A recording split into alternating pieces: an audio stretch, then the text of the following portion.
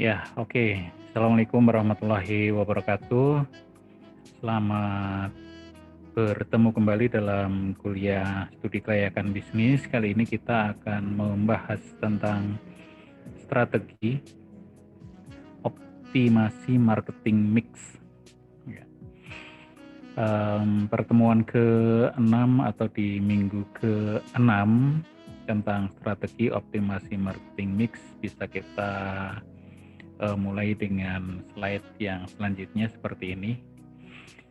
Marketing mix, kita semua sudah paham tentunya karena sebelumnya kita sudah pernah bicarakan baik di mata kuliah kewirausahaan, mungkin juga ada mata kuliah marketing yang lain yang sudah membahas tentang marketing mix. Nah, kita ketahui marketing mix, kalau Anda ingat itu terdiri dari 4P atau 7P. Nah, yang paling banyak menjadi bahasan kita untuk saat ini marketing mix yang terdiri dari 4P saja. Product, price, place, dan promotion. Ya. Tentu saja 4P ini sudah menjadi suatu hal yang bukan hal yang baru. Jadi namanya juga marketing mix, artinya ini bauran pemasaran dalam bahasa Indonesianya. Membaur, mencampur antara kebijaksanaan atau strategi. Ya, lebih tepatnya strategi. Ada strategi marketing mix berdasarkan 4 bauran ini ya. Product, price, place, promotion. Nah, produknya itu yang akan dijual seperti apa? Dari sisi modelnya, dari sisi kualitas, dari sisi konten, materi, dan seterusnya itu tentang produk. Kemudian price adalah tentang harga, ada kebijaksanaan harga yang kita kenal ya. Kenapa harga suatu produk itu sangat mahal atau sangat murah atau biasa-biasa saja, itu menyangkut tentang kebijaksanaan, tentu saja yang ada hubungannya dengan produk. Kemudian place kadang diartikan sebagai distribution atau bagaimana menempatkan produk itu di gerai-gerai yang tersedia atau di outlet-outlet yang tersedia supaya orang, customer, calon konsumen itu mudah untuk menjangkau mendapatkan produk tersebut. Nah, kemudian promotion tentu saja kita ingat ada promotion mix juga. Ya, selanjutnya kalau kita bahas tentang efektivitas marketing mix dalam siklus kehidupan produk, kita kenal apa itu siklus kehidupan produk. Jadi seperti ini ya. Ini adalah merupakan suatu grafik daur hidup produk atau produk life cycle atau siklus kehidupan produk. Nah, kalau kita hubungkan dengan marketing mix, nah nanti seperti ini posisinya. Ada masa introduction, masa perkenalan produk. Produk itu pertama kali di launch, itu kemudian memasuki masa introduksi, perkenalan. Apakah dia mudah, cepat, mengalami penetrasi yang cepat di pasar, dan seterusnya. Kalau itu terlewati, maka dia masuk ke masa pertumbuhan atau growth. Ya, masa pertumbuhan. Nah, ini grafiknya juga di sini naik. Kemudian setelah itu dia akan masuk ke maturity atau masa kedewasaan. Udah mature. Di masa maturity ini kita lihat grafiknya sudah mulai ada landai turun begitu ya. Dan terakhir tentu saja decline atau masa penurunan, dan ini hubungannya dengan waktu gitu ya, kapan waktu itu terjadi. Jadi ini adalah proses tentang bagaimana pengusaha dapat mempengaruhi konsumen agar para konsumen menjadi tahu, senang, lalu membeli produk yang ditawarkan, dan akhirnya puas sehingga loyal dan akan selalu membeli produk perusahaan. Ya, kemudian di sini ada satu tabel yang menyebutkan tentang bagaimana sasaran dan alternatif program yang biasa dilakukan. Ya, ada beberapa hal. Yang pertama di sini tentang merangsang permintaan. Ya, alternatif programnya di sini adalah pemberian hadiah gratis, penawaran lewat katalog, pameran, demonstrasi. Ya. Jangan dikira katalog itu tidak membantu, hanya sekedar penawaran lewat katalog, bukan hadiah gratis, tapi itu sangat membantu. Ketika orang memiliki katalog suatu produk, dia akan melihat berulang kali kalau itu memang menarik bagi dia. Nah, apalagi pameran dan demonstrasi ini lebih membantu merangsang permintaan. Kemudian mencoba produk. Nah, ada kupon coba gratis, potongan harga khusus, ada contoh gratis, ada perlombaan gitu ya, itu mencoba produk. Kalau di bidang otomotif barangkali mencoba produk ini menjadi satu hal yang penting begitu ya. Karena akan tahu produk ini, oh iya memang nyaman, memang enak. Nah, tapi kalau produknya itu tidak meyakinkan, jangan coba-coba untuk mencoba produk. Selanjutnya tentang bagaimana supaya sasaran itu adalah pembelian ulang. Ada kupon dalam kemasan, ada kupon potongan harga. Nah, ini supaya mereka tertarik, mereka terikat gitu ya. Kasih kupon. Anda ke ini air apa namanya, biru gitu ya. Isi ulang ya, isi ulang air minum biru katakanlah begitu. Di sana dia memberikan kupon dalam kemasan. Artinya ini setiap satu akan mendapatkan satu kupon. Kemudian nanti ditempel stiker udah berapa kali begitu akan mendapatkan potongan. Dan artinya itu akan membuat konsumen itu membeli ulang. Kemudian membina alur pengunjung. Membina alur pengunjung. Ini alternatif programnya adalah penjualan khusus, obral khusus mingguan, kegiatan-kegiatan hiburan, kupon untuk pengecer. Nah, ini ada maksudnya alur pengunjung ini siapa saja nanti orang-orang yang memanfaatkan penjualan khusus atau orang-orang yang memanfaatkan obral khusus mingguan dan lain-lainnya. Itu ada jalur-jalurnya atau orang-orang tertentu yang menyukai hal itu. Kemudian membina persediaan. Ada kemasan ganda, ada harga khusus untuk pembelian ganda, atau bantuan menata barang di rak, atau uang kembali. Ini membina persediaan untuk alternatif programnya seperti itu. Kemudian dukungan promosi, jelas ada kotak peraga, ada bantuan promosi, ada promosi bersama. Nah, ini dukungan promosi alternatif program yang biasa dilakukan seperti itu. Nah, kalau kita hubungkan dengan biasanya kan setelah kita mengenal marketing mix itu selalu hubungannya dengan segmentasi, targeting, dan positioning gitu ya. Kita tahu, kita paham tentang segmentasi. Ya, bahwa segmentasi ini adalah merupakan identifikasi segmen.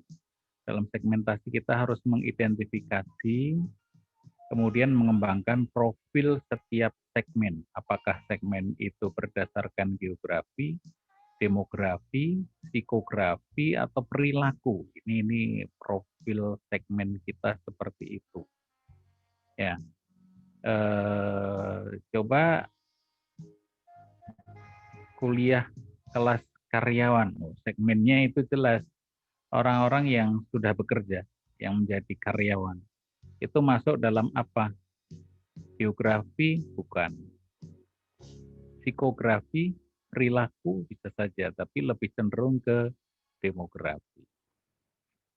Nah, profil segmen kita itu meliputi karakteristiknya, distinktifnya, measurable, accessible, sustainability, dan actionable. Ini harus terpenuhi ya. Jadi karakteristiknya jelas siapa. Ya kalau kelas malam tadi kan ya orang-orang yang sudah bekerja. Nah, itu karakteristiknya. Ya. Kemudian distinktif dan measurable itu lebih cenderung kepada untuk bahwa ini nyata, kemudian dapat diukur, kemudian dapat diakses, accessible, kemudian substantially, artinya memang memiliki substansi, dan actionable itu bisa dilakukan aksi, artinya segmen ini memang nyata adanya, kemudian cukup, measurable-nya, terukur kecukupannya, dan seterusnya. Ini adalah merupakan syarat-syarat dari suatu segmen, ya. Profil segmennya harus jelas lengkap seperti itu. Kemudian setelah segmentasi terbentuk, profilnya sudah jelas, nah kemudian baru dilakukan targetnya. Kembangkan ukuran daya tarik segmen. Nah, ini memilih segmen pasaran, memilih segmen pasar sasaran, itu ada hal yang pasti harus diperhatikan gitu ya. Artinya tadi ya, segmen orang-orang yang mau kuliah di kelas karyawan, kita evaluasi seperti apa ukuran permintaannya, pertumbuhan segmennya, intensitas persaingan, sumber daya. Meskipun ini sangat sangat penting ya, intensitas persaingan. Ya, kalian kuliah di kelas malam, tetapi kemudian kalau dilihat dari semester ke semester jumlahnya itu akhirnya yang sampai lulus di bawah 10. Belum ada kelas karyawan yang memiliki tingkat kelulusan itu bagus. Artinya tingkat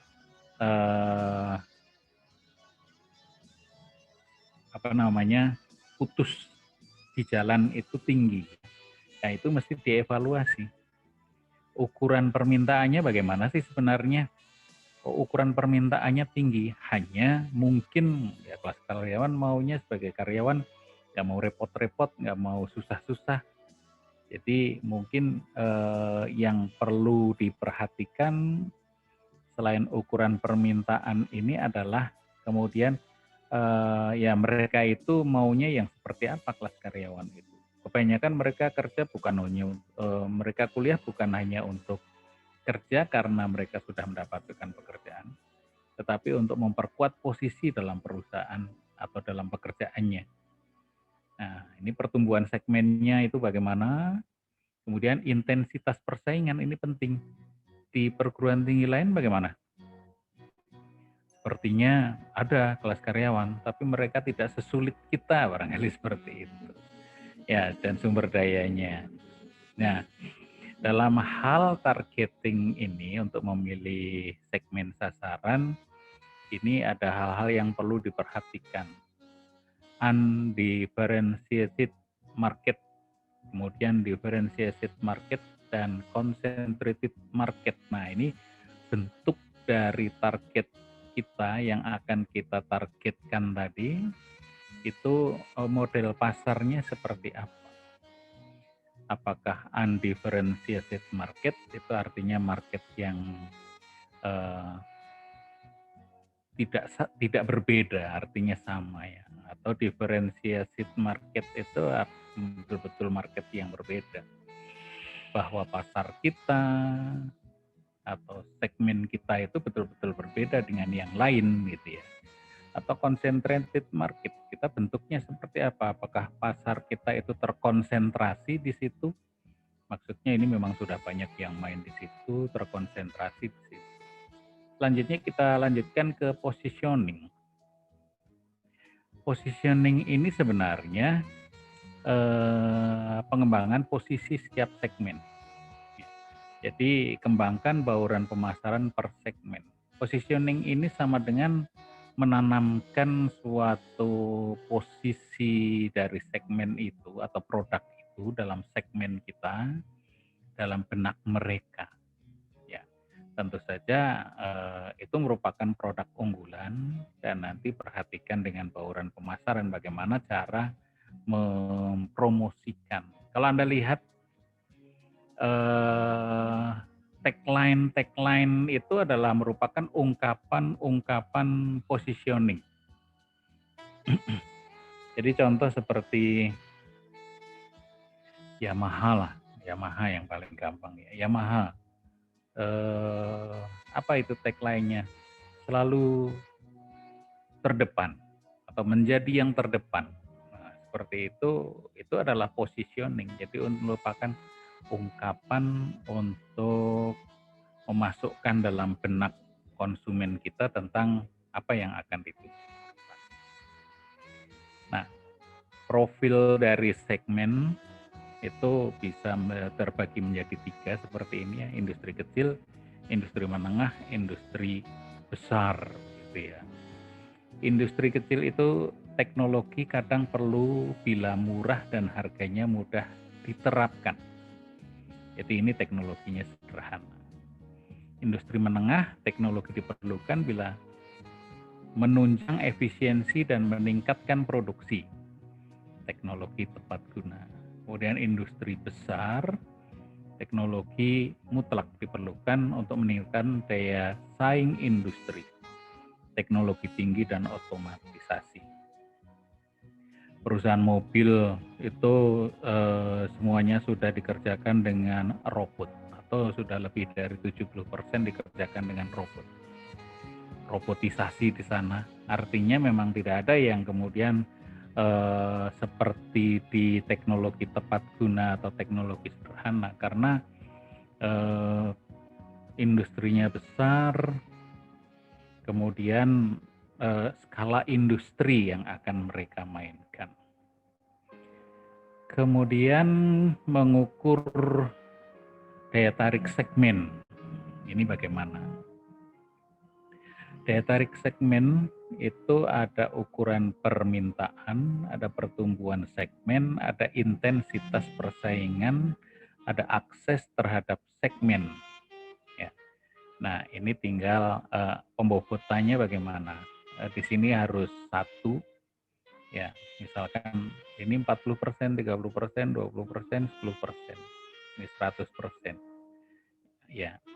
Atau pakai 0,4, 0,3 dan seterusnya itu bobotnya. Nah, setelah di rating ternyata seperti ini barangkali Anda memberikan penilaian ya. Baru kemudian ditentukan skornya. Ya. 1,6, 1,5 dan seterusnya. Total 3,9. Ini mengukur daya tarik segmen, jadi ukuran permintaannya bagaimana. 0,4 bobotnya dia nilainya 4. Mungkin nilai tertingginya berapa, 5 atau 10 gitu ya. Ya ini ratingnya itu STM, TM, CM, M dan SM. Ya, sangat tidak menarik, cukup menarik dan sangat menarik 5. Nah, seperti ini skornya. Nah, nanti itu kita bisa ukur sendiri. Selanjutnya, kita tingkatkan ke strategi marketing mix. Jadi, kita lihat marketing mix ini kan merupakan bauran pemasaran ya. Tadi ya, ada strategi produk, ada strategi harga, ada strategi distribusi atau place, dan strategi promosi. Nah, inilah yang dibaurkan gitu ya. Kalau produk itu apa? Logo dan mutu, memiliki arti menarik, mudah diingat. Kemudian menciptakan merek, mudah diingat, kesan modern, memiliki arti dan menarik. Kemudian kemasan, kualitas, bentuk, label. Nah, ini bisa kalian lebih perdalam lagi. Tapi intinya strategi produk mana produk yang kita keluarkan apakah memenuhi seperti ini.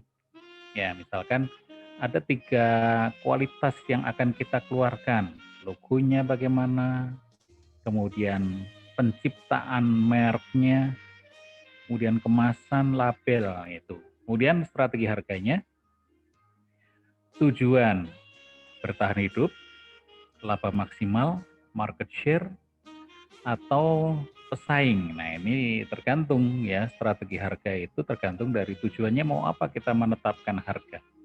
Bertahan hidup itu yang penting kita masih bisa bertahan. Atau laba maksimal, nah laba maksimal itu luar biasa. Kita mendapatkan keuntungan terbesarnya pada harga berapa. Atau market share, jadi kita mempertahankan market share. Atau akan bersaing begitu ya. Nah, metode penetapan harganya bisa diskriminasi harga, bisa harga produk baru. Kalau diskriminasi harga itu menurut pelanggan, pelanggan A, pelanggan B, pelanggan C mungkin kita kategorikan ya. Nanti pelanggan A ada harga yang harga paling tinggi, pelanggan B diturunkan sedikit, pelanggan C lebih murah lagi, barangkali seperti itu. Itulah diskriminasi harga. Atau terdapat dalam bentuk produknya, tempat, waktu. Itu juga akan menentukan tentang diskriminasi harga. Atau harga produk baru. Nah, ini strategi harga tentang produk baru itu bisa berupa market skimming pricing atau market penetration pricing. Ya, market skimming pricing tentu saja harga yang ditentukan oleh skimming market itu biasanya ini harga tinggi atau harga malah rendah begitu ya. Harga tinggi. Kemudian kalau market penetration memang ini bagaimana supaya terjadi penetrasi yang paling cepat. Biasanya menggunakan strategi harga rendah. Kemudian place atau distribution. Nah, faktor yang berpengaruh di sini adalah pasar atau pelanggan, karakteristik produk, dan pertimbangan pengendalian. Artinya dalam kita menempatkan suatu produk itu dilihat pasar atau pelanggannya siapa sih. Ya, kalau misalkan kopi saset gitu ya, kopi saset itu pelanggannya siapa? Pasti ya bukan untuk golongan yang atas. Artinya orang-orang yang memiliki pendapatan lebih, dia tidak akan mau mengkonsumsi kopi saset seperti itu. Nah, makanya dia di warung-warung kopi, di warteg-warteg ya yang mempunyai segmen pelanggan menengah ke bawah atau justru malah ke bawah. Kemudian karakteristik produknya seperti apa? Ya, Anda lihat apa saja atau produk apa saja sih yang dijual di Ace Hardware? Gitu. Karakteristik mereka punya karakteristik produk yang tentu saja berbeda dengan yang dijual di pasar yang lain. Juga pertimbangan pengendalian itu maksudnya ya jumlah yang itu biar mudah dikendalikan, mudah dikontrol begitu ya. Dan jenis distribusi ini distribusi intensif, eksklusif, dan selektif. Artinya memang pada saat kita mendistribusikan produk, itu ada distribusi intensif yang mana kita bisa memberikan atau menaruh produk-produk kita yang dalam jumlah yang banyak secara intensif. Atau distribusinya eksklusif, hanya pilihan-pilihan saja, gitu ya. Seperti tadi ya, Ace Hardware itu termasuk toko yang distribusinya eksklusif, gitu ya. Dan selektif tentu saja artinya memang itu betul-betul dipilih. ada rokok-rokok tertentu yang hanya dijual melalui jalur distribusi langsung, misalkan begitu. Ya, kemudian yang keempat tentang strategi promosi. Nah, ini strategi promosi ini juga ada promotional mix-nya. Jadi artinya ini variabel-variabel promosi yang biasa dipakai sebagai strategi promosi. Yang di mix tentu saja dia tidak akan sendirian. Artinya di mix itu dicampurkan. Ada advertising, ada direct selling, ada sales promotion, ada public relation, dan personal selling. Maksudnya ini macam-macam strategi promosi yang biasa dipakai dan itu akan di-mixkan gitu ya, akan dibaurkan, dicampur. 40% advertising, 60% direct selling, atau dibalik. Atau apakah semua ini akan dipakai? Silahkan. Nah, kemudian kita sampai kepada efek marketing mix. Marketing mix itu harapannya adalah memiliki efek yang jelas. Ya, di sini ada untuk differentiated product. Itu merupakan produk yang unggul.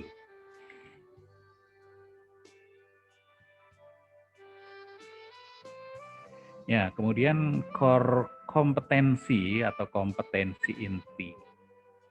Ada di sini ada hamal, ada prahalat, itu kumpulan keterampilan dan teknologi yang memungkinkan perusahaan menyediakan manfaat tertentu kepada pelanggan. Core kompetensi atau kompetensi inti. Kemudian kompetensi bersumber dari kapabilitas dan sumber daya organisasi. Akan tetapi tidak semua kapabilitas dan kompetensi itu merupakan kompetensi. Ya, ini sumber daya organisasi ya. Itu merupakan kompetensi. Nah, kapabilitas dapat dikatakan kompetensi itu jika yang pertama adalah valuable capabilities ya. Perusahaan dapat memanfaatkan peluang dan meminimalkan ancaman. Yang kedua, rare capabilities. Capabilities yang dimiliki sedikit oleh pesaing. Ya, kemudian imperfectly imitable capabilities, kapabilitas yang sulit ditiru oleh pesaing, dan non substitutable capabilities, tidak dapat digantikan, tidak dapat disubstitusikan. Ya. Jadi ini kapabilitas yang dikatakan kompeten. Ya, pertama valuable, harus memiliki value, memanfaatkan value yang ada. Kemudian rare capabilities, hanya dimiliki oleh sedikit oleh pesaing. Kemudian imperfectly, itu berarti kapabilitas yang sulit ditiru oleh pesaing. Ini perfect, begitu hanya untuk dia. Dan yang tidak bisa digantikan. Nah, perlu juga dipertimbangkan marketing mix bagi konsumen dari generasi milenial. Nah, ini kan generasi milenial itu menduduki posisi jumlah yang paling banyak saat ini. Makanya kemudian ini menjadi perhatian yang penting. Siapa generasi milenial? Kaliankah, kitakah? Nah, maksudnya kalau saya bukan generasi milenial, saya sering disebut sebagai generasi baby boomer. Tapi kalian bisa masuk di generasi milenial. Adik-adik Anda, adik-adik kalian itu sekarang dikategorikan sebagai generasi Z atau generasi Z. Apa karakteristik generasi milenial dan bagaimana purchasing habit generasi milenial? Ini perilaku pembelian dari generasi milenial itu seperti apa? Mereka karakteristiknya bagaimana dan siapa saja gitu ya. Itu yang perlu dipertimbangkan. Nah, produk untuk generasi milenial produk apa? Produknya memang menarik untuk difoto. Nah, produk yang kesannya susah didapatkan dan keberadaannya di dalam produk co-creator dan produk yang harganya fantastis. Nah, ini kita lihat satu persatu nanti.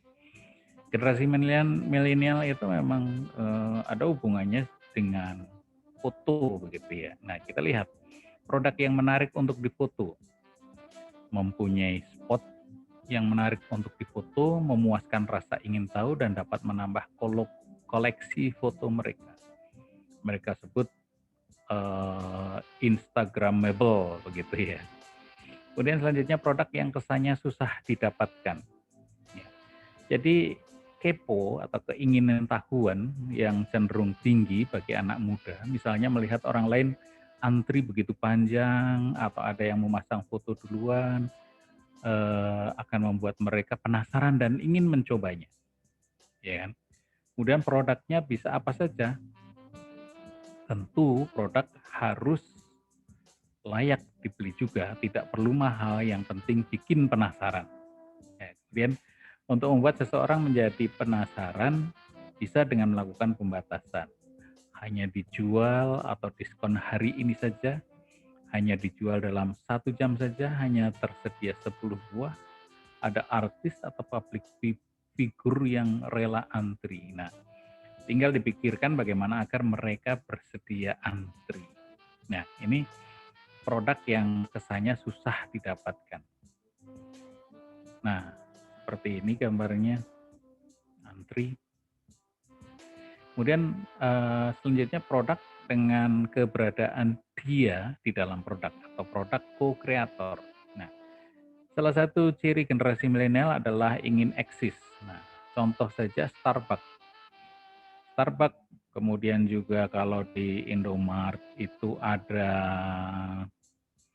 apa namanya, ada produk kopinya mereka ya, yang ya mungkin sih jauh di bawah Starbucks, tapi oke juga. Dia akan menuliskan nama kita di gelas minuman kita, lalu ditanya namanya siapa Kak? Ya, untuk siapa Kak? Atau yang lain-lain. Nah, kemudian anak-anak muda akan tergoda untuk memposting itu, tentunya ini cenderung akan menarik perhatian dan mendorong followernya yang untuk ingin juga melakukan hal yang sama atau lebih dari itu. Ya, seperti ini sama Anda. Atau ada contoh lain, desain kaos yang cukup laris dibeli oleh ibu-ibu, yaitu coretan gambar anak mereka sendiri. Oke.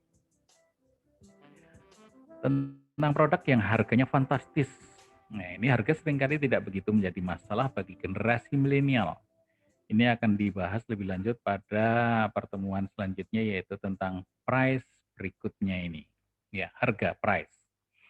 Harga seringkali tidak begitu menjadi masalah bagi generasi milenial, asalkan produk itu satu, dipandangnya layak setelah melalui pertimbangan dari teman atau perbandingan secara online dan lain-lain. Yang kedua, mudah didapatkan. Yang ketiga, dapat memenuhi keinginan atau kepuasannya. Yang keempat, menambah gengsi dirinya dan adanya unsur diskon. Nah, ini harga yang mereka kehendaki yang seperti ini. Tidak masalah gitu ya, mahal, tapi didiskon. Ya. Atau juga memang nanti akan memberikan gengsi. Ya. Contoh, membeli nasi goreng biasa dengan harga Rp150.000. Ini memang agak tidak masuk akal, tapi entah mengapa tetap ada yang membelinya. Kemudian juga membeli produk dengan harga yang tidak wajar dianggap akan menaikkan gengsi pembelinya dan berlagak seolah-olah orang lain tidak bisa seperti dia. Atau spontan membeli tersebut akan segera memfoto nasi goreng itu dan mempostingnya, atau minimal foto struk pembeliannya yang fantastis tersebut. Ya, tunjukkan, pamer gitu ya, foto ini harganya sekian. Gitu. Kemudian please atau distribution. Jadi distribusi produk itu yang dilakukan oleh milenial untuk milenial itu cenderung mementingkan kecepatan dan ketepatan, juga kepraktisan dan fleksibilitas. Kita lihat berikut ini. Kecepatan dan ketepatan. Ini semakin banyak milenial yang sindrom gratifikasi instan atau instant gratification syndrome. Artinya ya gratis atau potongan harga sekian dan seterusnya. Cepat dalam akses, ini untuk memesan atau mendapatkan, dan milenial cenderung menyukai adanya kejelasan, kepastian hasil, misal kepastian status diterimanya pesanan, dan kesesuaian dengan apa yang diinginkan atau pesanan. Ya, ini kecepatan dan ketepatan. Kemudian kepraktisan dan fleksibilitas sudah menjadi tugas penyedia jasa atau produk untuk menyediakan fasilitas sebagai rumah kedua bagi para milenial. Ya, untuk nongkrong begitu ya, tempat yang keren versi milenial adalah dapat memberikan fasilitas yang memanjakan milenial, yang membuat mereka nyaman, mereka seperti di rumah sendiri. Kemudian milenial menginginkan kepraktisan dalam pemesanan, pelayanan, dan pembayaran.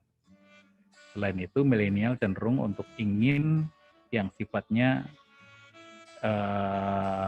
tidak bertele-tele. Jadi artinya cenderung tidak ingin bertele-tele dengan prosedur yang rumit, yang praktis, mudah, gampang, cepat. Ya, gitu ya itu. Ya, selanjutnya tentang promotion. Tadi ya, promosi itu ada advertising, ada direct marketing, ada sales promotion, ada publicity atau public relation, dan personal selling. Ya. Milenial ini akan lebih bersifat komunal. Ya. Setiap individu milenial akan tergabung dalam berbagai komunitas di waktu yang bersamaan. Ya, artinya mereka selalu berkelompok, mereka selalu bersama-sama, begitu ya. Oke, nah selanjutnya tentang bagaimana respon terhadap iklan atau advertising. Generasi milenial itu tidak terpengaruh oleh iklan. Bisa dikatakan bahwa mereka sangat percaya pada kekuatan word of mouth. Ya, hal ini bisa bertahan lama apabila kita berhasil menciptakan image yang sesuai dengan karakter generasi milenial. Jika memang tetap akan ada iklan, sebaiknya konten promosi yang digunakan lebih menjurus pada soft selling, bukan hard selling, atau promosi produk secara terang-terangan. Kemudian, iklan bukanlah media yang efektif dalam merangkul pasar milenial ini. Generasi milenial cenderung lebih kritis dan analisis ya bila mendapati sebuah iklan. Generasi ini bahkan termasuk tak terlalu suka diperintah. Karena itu jangan buat konten yang terang-terangan meminta mereka membeli produk Anda, tapi buatlah konten yang cenderung menyentuh atau bahkan membuka kesadaran mereka terhadap manfaat produk. Kemudian respon terhadap direct selling, ya, direct selling dalam direct selling, penjualan langsung ya atau pemasaran langsung kepada milenial ini sangat penting untuk mengkomunikasikan nilai-nilai positif serta reputasi, termasuk kelebihan dan keunggulan produk Anda. Ya, reputasi yang bisa diterima oleh generasi milenial, yang keren, yang praktis. Ya. Kemudian bangun image atau citra yang baik agar konsumen percaya untuk melakukan transaksi. Oke, ini respon terhadap direct marketing. Selanjutnya respon terhadap sales promotion. Milenial itu lebih tertarik bila pembelian diikuti dengan adanya unsur diskon, bonus, voucher belanja, dan sejenisnya. Bisa juga dilakukan membuat promosi yang melibatkan konsumen untuk melakukan promosi. Ya, untuk produk atau brand Anda. Kepada milenial yang terlibat tersebut dapat juga diberikan insentif penjualan yang menarik baginya. Sekarang milenial itu kebanyakan punya akun-akun Instagram, Facebook, bahkan YouTube channel begitu ya, yang mana itu bisa dipakai, bisa dimanfaatkan oleh mereka dan para pebisnis. Nah, untuk Tokopedia, kemudian juga ada marketplace yang lain, itu menyediakan sarana Anda bisa mempromosikan produk mereka, ya kan? Produk mereka dipromosikan, nanti kalau ada yang beli, Anda akan dapat prosentase dari itu. Nah, itu menjadi satu sarana gitu ya, membuat promosi yang melibatkan konsumen untuk melakukan promosi. Ya, kemudian respon terhadap publisitas. Publikasi terhadap milenial lebih menarik dengan pendekatan personal branding dari sebuah merek. Ya, personal branding ini memiliki arti penting dalam dunia bisnis online, yaitu untuk membangun brand awareness khalayak terhadap produk Anda atau produk branded. Ya. Dan tujuannya adalah untuk membuat orang lain terkesan dan kemudian menganggap merek produk memiliki kapabilitas tertentu. Di sini peran personal branding diperlukan. Nah, ini personal branding yang banyak dilakukan oleh generasi milenial. Respon terhadap personal selling ini jadi penjualan personal ya. Jadi artinya sales. Personal selling terhadap milenial tidak seperti pada pemasaran konvensional selama ini, di mana penjual dan pembeli akan bertatap muka secara langsung, melainkan nyaris seluruh kegiatan jual beli milenial terjadi di dunia maya atau online, tanpa adanya tatap muka. Oleh karena itu, faktor kepercayaan adalah yang utama. Milenial lebih tertarik dan percaya pada pengalaman langsung atau testimoni dari teman-temannya, orang lain yang sudah pernah menggunakan suatu produk. Makanya kemudian di marketplace itu testimoni akan sangat dilihat oleh mereka. Mereka belanja, apa sih testimoni dari orang-orang terhadap produk ini, gitu ya. Ya, oke. Saya rasa seperti itu. Ini saya ambil sumbernya dari Pak Kanaidi, SEMSI di Gemilang Training. Juga sumbernya di SlideShare.net Ken Kanaidi. Terima kasih. Ya, saya rasa seperti ini hari ini yang bisa saya sampaikan tentang strategi optimasi marketing mix yang merupakan materi ke pertemuan ke-6. Terima kasih atas perhatiannya. Salam sehat selalu, sukses untuk kalian. Assalamualaikum warahmatullahi wabarakatuh. Selamat bekerja. Terima kasih.